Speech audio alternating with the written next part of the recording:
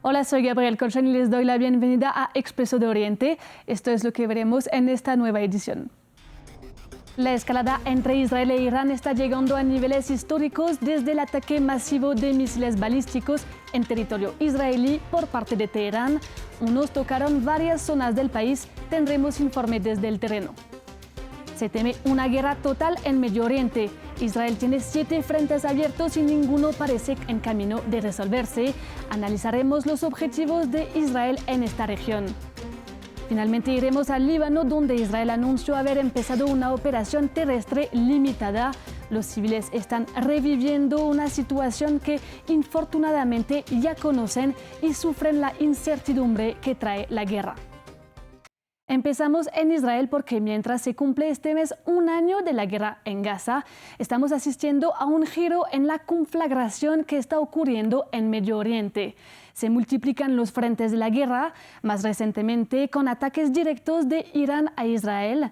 Este 1 de octubre, Irán lanzó un ataque sorpresivo y sin precedentes en suelo israelí, con el disparo de más de 180 misiles balísticos. Varios de ellos lograron pasar a través de la cúpula de hierro que protege a Israel de ataques aéreos. Se reportaron explosiones en el centro y sur del país.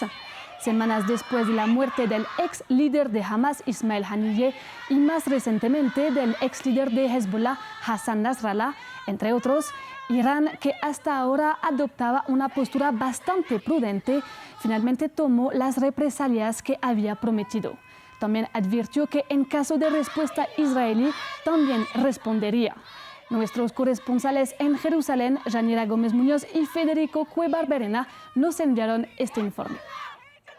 Con Israel bombardeando a la vez Gaza, Líbano, Siria y Yemen, y tras el asesinato del líder de Hezbollah libanés Hassan Nasrallah, la incógnita era cómo iba a actuar Irán en apoyo a sus aliados.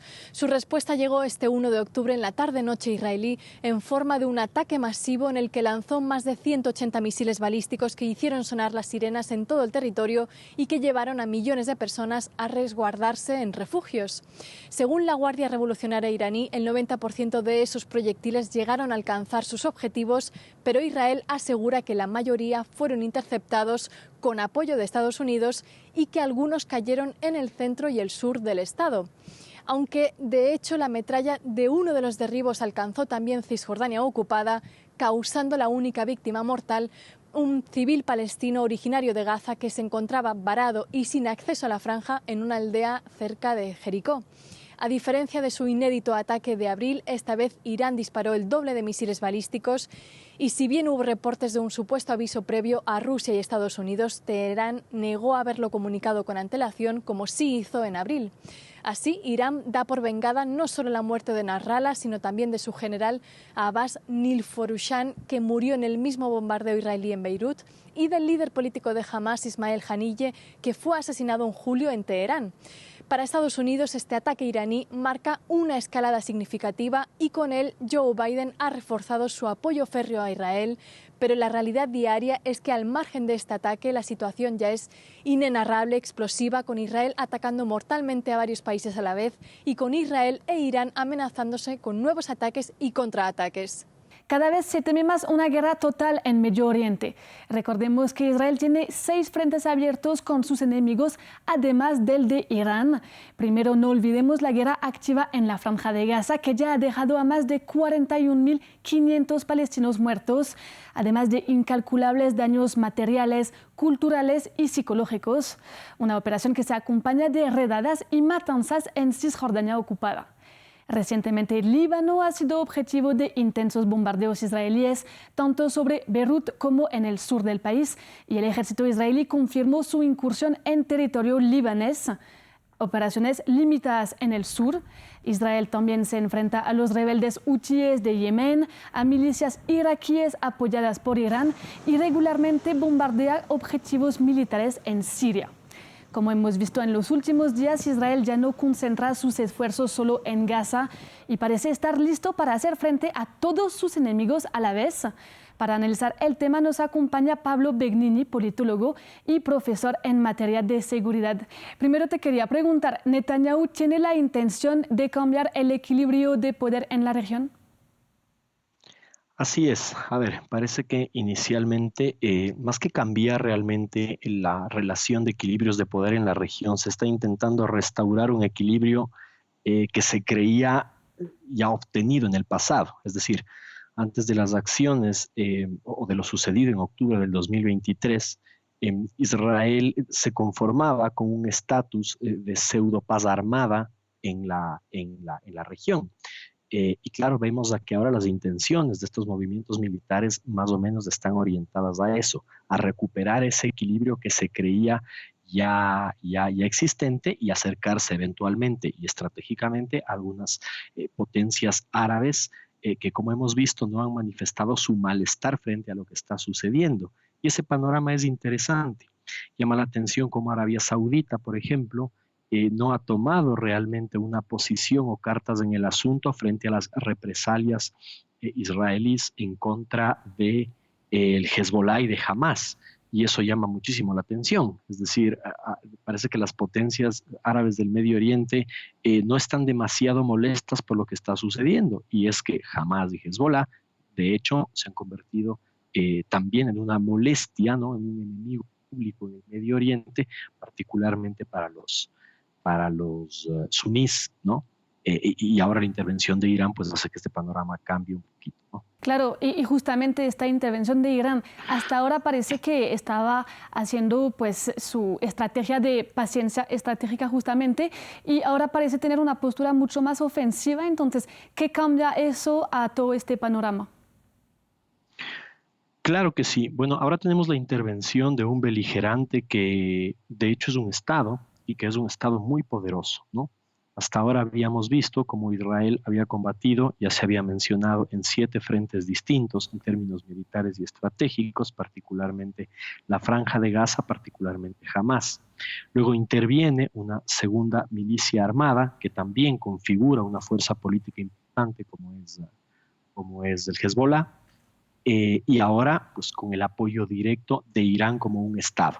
Que intervenga un beligerante que constituya un Estado, pues cambia el panorama geopolítico radicalmente. Y esto se debe a que ahora tenemos a un Israel versus a un Irán.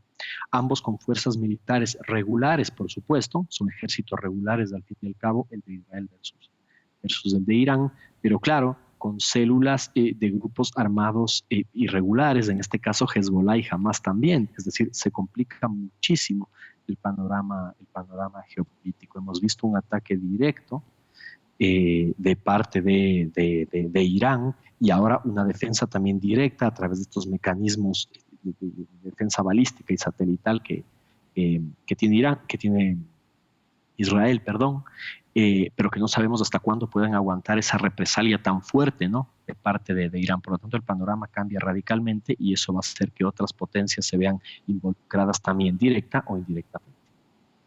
Claro, y justamente con la multiplicación de estos actores y la inestabilidad cada vez más creciente en la región, ¿es realista para Israel pensar que puede llegar a una estabilidad pre-7 de octubre?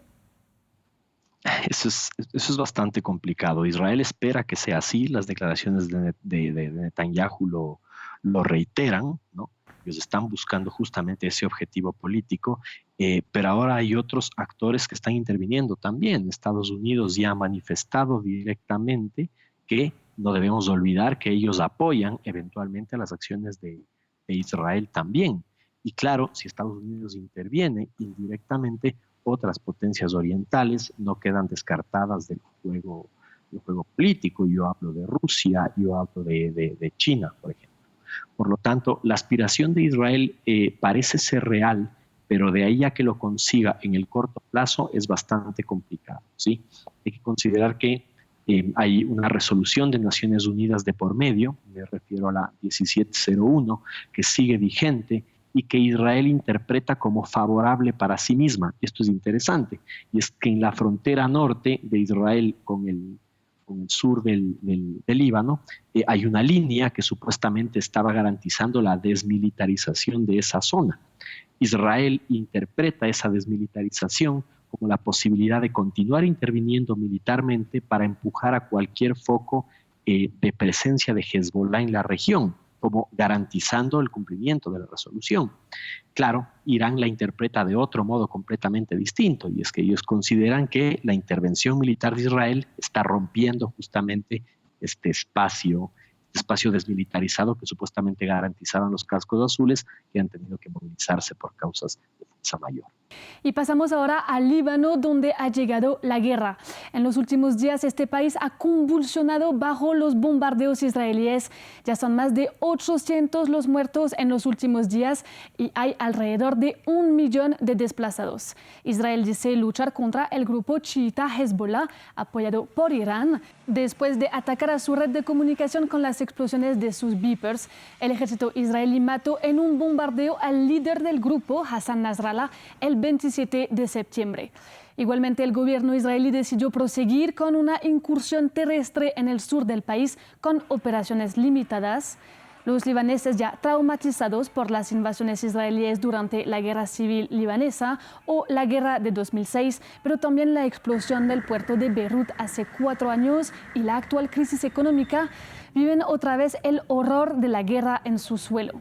La población oscila entre la sensación de estar abandonada por Occidente y la esperanza de tiempos mejores. Nuestra corresponsal en Beirut, Ethel Bonnet, conversó con varios habitantes de la capital. Beirut recupera poco a poco su actividad después de varios días de comercios, oficinas y bancos cerrados en señal de duelo colectivo por la muerte de Hassan Nasrallah, eliminado el pasado 27 de octubre en un ataque aéreo masivo en los suburbios de Beirut. La comunidad chií está en peligro, quieren exterminarnos. Nadie nos está ayudando porque creen que Hezbollah y chií es lo mismo. No estoy triste ni furioso porque haya muerto el Sayed. Nuestro destino está en manos de Alá y Él es el único que decide sobre nuestra suerte. El enemigo no entiende que haga lo que haga, nunca nos van a quitar el derecho de regresar a nuestros hogares. Nuestra convicción es fuerte. Aunque destruyan una y otra vez nuestros hogares, volveremos a construirlos. El temor crece entre los libaneses ante la posibilidad de que las operaciones israelíes contra Hezbollah sigan el mismo patrón que en Gaza, con intensos bombardeos, desplazamientos masivos y operaciones terrestres. La esperanza de que la violencia en la frontera no se intensificara se desvanece, dejando entre la población un sentimiento de pesimismo. Es mi primer año en la universidad. Estaba tan contento de empezar las clases. Solo hemos ido a la universidad 3 días y no sabemos cuándo volverán a abrir las universidades y las escuelas. Es demasiada la presión a la que estamos sometidos. Everyone is just scared. I want to leave. Todo el mundo tiene miedo. Claro que me gustaría irme, pero no tengo el dinero ni tampoco tengo pasaporte. Y si pudiera salir, a lo mejor van y bombardean el aeropuerto. La situación es muy mala, todo el mundo está estresado, los negocios van mal, ya ves, no hay clientes, sales a la calle y ves a la gente desplazada que ha perdido sus hogares. Yo soy refugiado sirio, llevo en Beirut 10 años, no sé qué voy a hacer. El Líbano, golpeado por años de crisis económica y política, enfrenta una nueva tragedia. Y Beirut, acostumbrada a los vaivenes de la guerra, busca consuelo en medio de un futuro incierto, con la esperanza de tiempos mejores.